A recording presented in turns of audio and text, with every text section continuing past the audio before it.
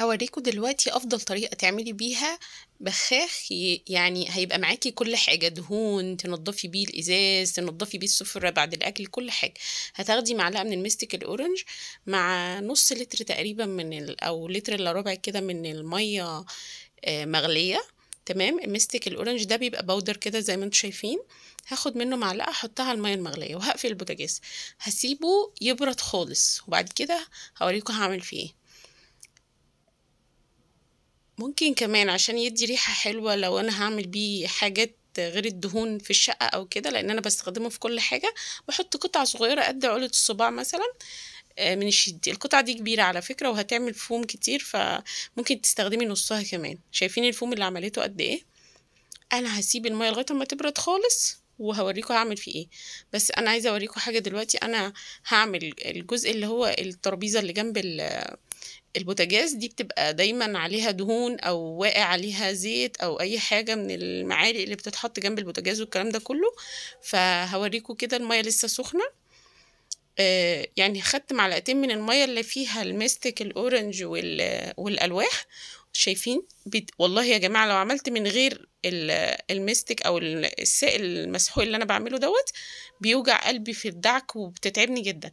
انما بجد المحلول بتاع المستك الاورنج مع الواح الغسيل ده لما بعمله وبنضف بيه بيسهل عليا الدعك جدا، بيوفر عليا اصلا مجهود جامد جدا. ده غير اصلا ان ساعات ما بتطلعش الحاجة، انما بالمحلول ده بتطلع بسهولة. شايفين المنظر؟ شايفين الحاجات الصفرة دي جنب البوتاجاز؟ طبعا اكيد كلنا عارفين بيبقى الدنيا عامله ازاي. فده هيبقى صديقك الصدوق يعني لتنظيف البوتاجاز وتنظيف الحاجات الدهون اللي بتبقى بقالها مثلا وقت كسلتي شويه تنضفي الجزء ده ولا اي حاجه. هيسهل عليك الدعك جدا ومش هتشيلي همها تاني. دلوقتي بعد ما برد بصوا الميه بقت عامله ازاي، ما بقاش فيه فوم خالص.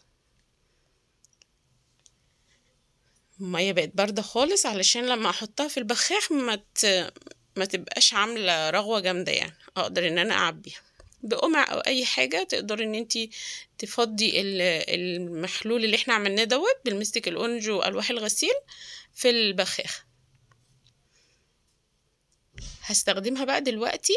ده بيقعد معايا وقت طويل جدا، يعني المعلقه من المستك الاورنج مع القطعه قد عقله الصباع دي من الشيت اللي هو النص لتر دي بتقعد معايا وقت طويل، يعني ممكن اسابيع لو انا ما استخدمتهاش كتير، او حتى لو استخدمتيها كل اسبوع مثلا تعملي لتر، فموفره جدا.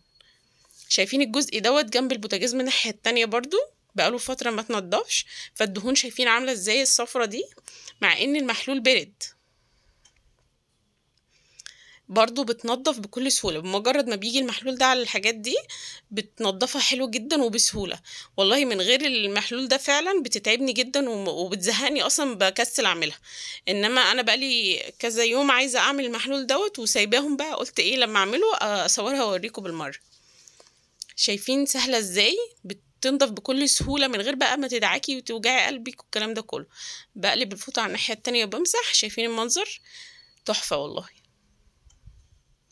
عارفين حتى السفرة، حتى لو اي حاجة بمعلقة واحدة من المستك الاورنج والبخاخ ده بيقعد معاكي اسابيع وتستخدميه في كل حاجة في البيت.